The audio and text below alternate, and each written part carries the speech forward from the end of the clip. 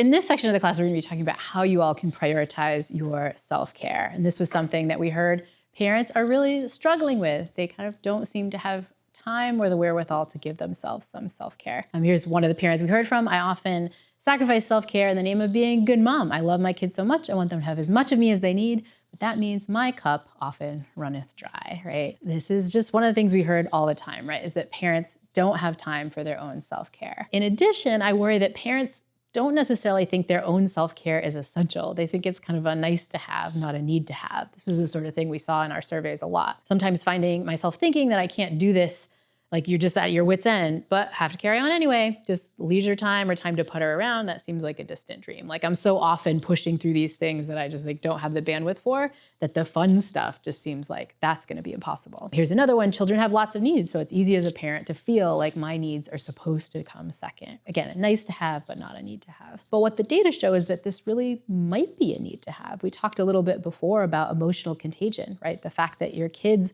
are catching your stress, they're catching your overwhelm. And so in some ways, if you want to protect them, then prioritizing your own self-care might be really important. Again, just as a reminder, emotional contagion is this idea that there's this tendency for people to catch the emotions of those around them. And there's just lots and lots of data that parents are a little less susceptible to their kids' emotions than their kids are to their parents' emotions too. And so if we really want to protect our kids from kind of expressing their overwhelm, we need to worry about our own overwhelm too. And taking care of your self-care is a big part of that. So this raises a question of like, well, as parents, if you want to do that, if you want to make it a need to have rather than a nice to have, how can you find more self-care?